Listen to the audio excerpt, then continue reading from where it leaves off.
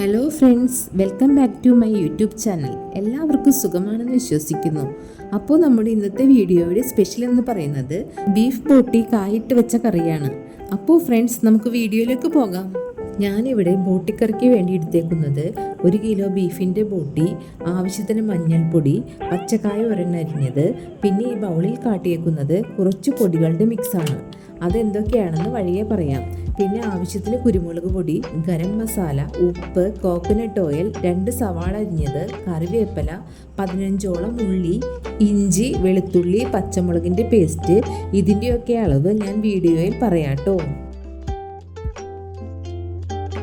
ബൗളിലെ മസാലപ്പൊടികൾ ഇതായിരുന്നു: 2 table spoon Kashmiri chilli powder, 1/2 table spoon എരിവുള്ള മുളക് പൊടി, 2 ടേബിൾ സ്പൂൺ മല്ലിപ്പൊടി.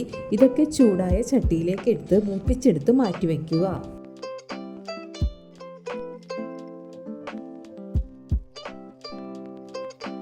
ഇഞ്ചി, വെളുത്തുള്ളി, പച്ചമുളക് പേസ്റ്റിന് ഞാനിവിടെ എടുത്തത് 1 വലിയ കഷ്ണം ഇഞ്ചി, 15 അല്ലിയോളം വെളുത്തുള്ളി, 1 പച്ചമുളക്.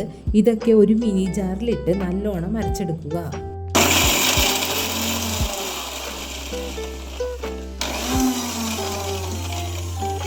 ഒരു കുക്കറിലേക്ക് കഴുകി വാരി വെച്ചിരിക്കുന്ന ബോട്ടിയിട്ട് ആവശ്യത്തിന് ഉപ്പും മഞ്ഞൾപ്പൊടിയും ഇട്ട് അരച്ചു വെച്ച ഇഞ്ചി, പച്ചമുളക്, വെളുത്തുള്ളി പേസ്റ്റ് ചേർത്ത് നല്ലോണം ഇളക്കി യോജിപ്പിക്കുക. ഫ്രണ്ട്സ്, ബോട്ടി കഴുകുമ്പോൾ എപ്പോഴും നല്ല തിളച്ച വെള്ളത്തിൽ കഴുകണേ.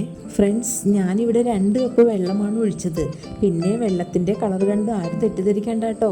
മിക്സിയിൽ ഇഞ്ചി, വെളുത്തുള്ളി പേസ്റ്റ് അരച്ചതിൻ്റെയും കുരുമുളക് പൊടിച്ചതിൻ്റെയും കളറാണ്. അതിലോട്ട് വെള്ളം ഒഴിച്ചെടുത്തതാണ് കേട്ടോ. ഇനി നമുക്ക് ബോട്ടി വേവിക്കാൻ വെക്കാം. ഒരു 12 വിസിൽ അടിക്കുന്നത് വരെ വേവിക്കണം. ഫ്രണ്ട്സ്, നിങ്ങളുടെ കുക്കറിൽ എത്ര വിസിൽ വേണമെന്ന് നോക്കിയിട്ട് വേവിക്കണം. ഫ്രണ്ട്സ്, ഇവിടെ ബോട്ടി നന്നായിട്ട് വെന്ത് വന്നിട്ടുണ്ട് കേട്ടോ. വെന്ത ബോട്ടിയിലേക്ക് പച്ചക്കായ ഇട്ട് 1 വിസിൽ വരുന്നത് വരെ വേവിക്കണം. ഒരു ചീഞ്ചട്ടിയിൽ ആവശ്യത്തിന് കോക്കനട്ട് ഓയിൽ ചേർത്ത് അതിലേക്ക് അരിഞ്ഞു വെച്ച സവാള, ഉള്ളി എന്നിവ ചേർത്ത് വഴറ്റാം. ആവശ്യത്തിന് കറിവേപ്പിലയും കൂടി ചേർക്കണേ ഫ്രണ്ട്സ്. സവാള നന്നായി വഴണ്ടു വരുമ്പോൾ എടുത്തു വെച്ച പൊടികൾ ചേർത്ത് നന്നായി ഇളക്കി കൊടുക്കാം. ഇതിലേക്ക് വേവിച്ച ബോട്ടിയും കായും ഇട്ട് കൊടുക്കാം.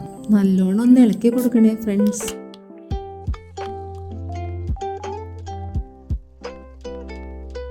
ഇതിലേക്ക് 2 സ്പൂൺ ഗരം മസാലയും 1 സ്പൂൺ കുരുമുളക് പൊടിയും ചേർത്ത് നന്നായി ഇളക്കി കൊടുക്കാം.